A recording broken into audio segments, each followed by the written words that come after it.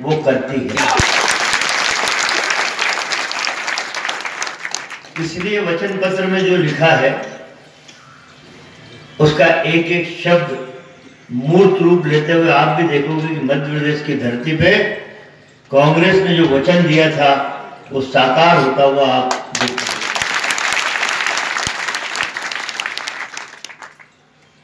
साथियों, इस बात का विश्वास आपको करना पड़ेगा कि माननीय कमलनाथ जी जो हमारे मुख्यमंत्री हैं, मुख्यमंत्री की शपथ लेने के 2 घंटे बाद ही कर्ज माफी की फाइल पे उन्होंने साइन की। पूरा खजाना खाली मिला, 0/0 करके भाजपा सूरज गए। ये आप मानते हो कि नहीं मानते? मानते हैं। ये तो कमलनाथ ही एक ऐसा व्यक्तित्व है, ऐसा व्यक्ति है जो मैनेजमेंट का गुरु माना जाता है, जो अर्थशास्त्र का सबसे बड़ा जानकार माना जाता है। उसने 2 घंटे में कर्ज माफी की फाइल साइन की और 22 फरवरी तक किसानों के खाते में पैसा भी कर्ज माफी का पहुंच गया। जब खजाना खाली मिला तो कैसे सरकार की आर्थिक स्थिति, इस प्रदेश की आर्थिक स्थिति मजबूत की जाए, बड़ा कठिन प्रश्न है। कहीं ना कहीं आपको और हमको ये भी मानना पड़ेगा कि सरकार 15 दिन, 1 महीने या 2 महीने के लिए नहीं बनी है।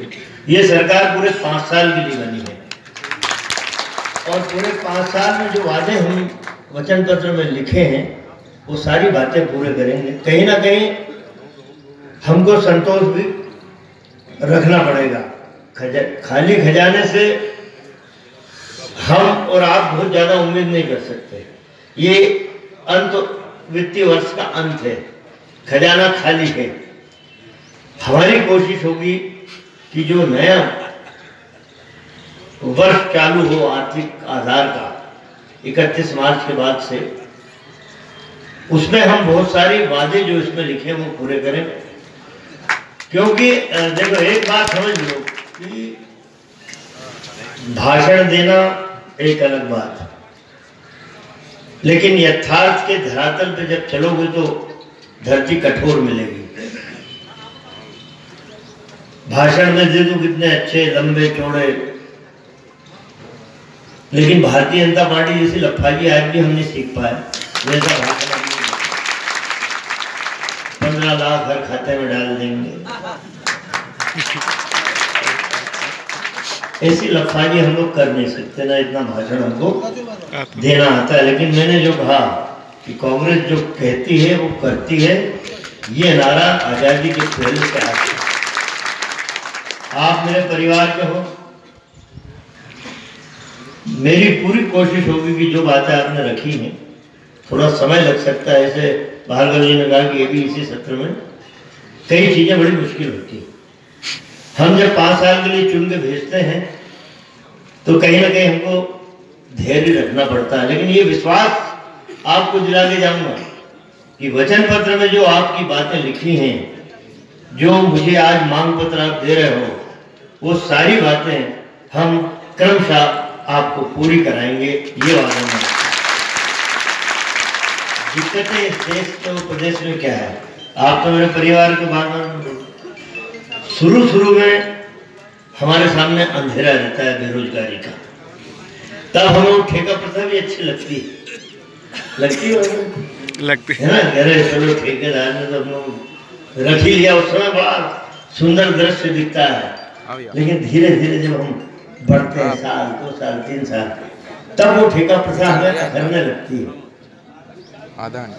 लेकिन कहीं ना कहीं उस ठेका पद्धति से हमको संबल तो मिला, लेकिन वो प्रथाएं ठीक नहीं है, बात बिल्कुल मैं मानता हूं। आप देखिए, राहुल गांधी ने कल राजस्थान में क्या कहा, छत्तीसगढ़ गए, राजस्थान गए, सबसे बड़ी घोषणा उन्होंने की है कल, न्यूनतम रोजगार जो इस देश का नौजवान है, हमारी सरकार बनेगी जो इस देश का बेरोजगार नौजवान है, न्यूनतम रोजगार की राशि हर महीने उसको दी जाएगी, उसके घर पहुंचेगी। बिना काम किए, जब तक उसके हाथ को रोजगार नहीं देंगे तब तक 100 दिन का वेतन उसके घर पे पहुंचेगा। बड़ी बात है, इतना विशाल देश, इतनी बड़ी जनसंख्या, भयावह स्थिति होती जब जनसंख्या का आंकड़ा सुनते हैं 130 करोड़ हो गई है भार्गव जी। इंदिरा गांधी ने कोशिश करी थी जनसंख्या नियंत्रण का, जनता ने उठा के फेंक दिया उनको। लेकिन यदि उस समय जनसंख्या नियंत्रण का कार्यक्रम सही ढंग से लागू हो जाता तो आज भारत की धरती स्वर्ग दिखती।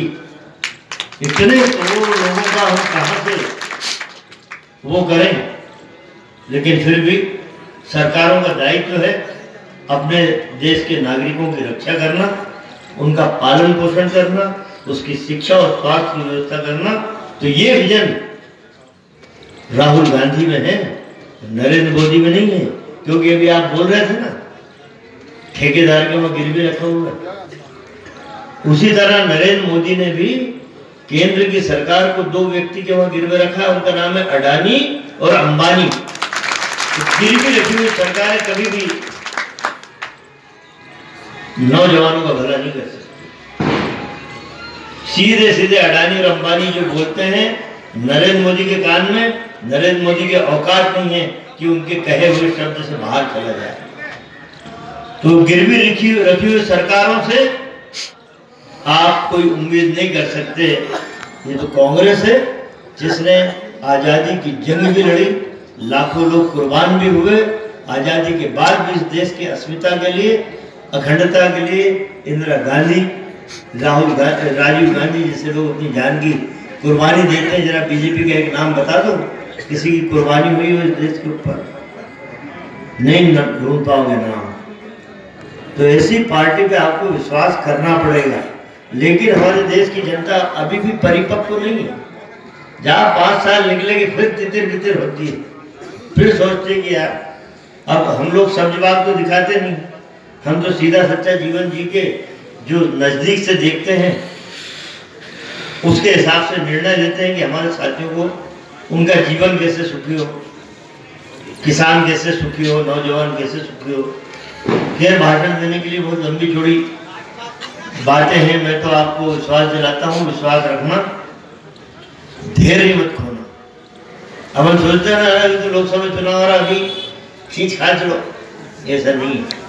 खजाना खाली है, ऐसे समय में हम बहुत सारी चीजें नहीं कर पा रहे हैं। ये मैं आपका जो मुझे आप दे रहे हो ये लेके कल तक मैं कमलनाथ जी से मिल के ये सारी बातें उनके सामने रखूंगा और अधिकारियों से भी उनकी चर्चा कराएंगे कि किस तरह से जल्दी हमारे इन भाइयों को जो हमारे जीवन में रोशनी देते हैं, हमारे उजाला फैलाते हैं, इनकी जीवन में भी हम रोशनी फैलाएं, ये कोशिश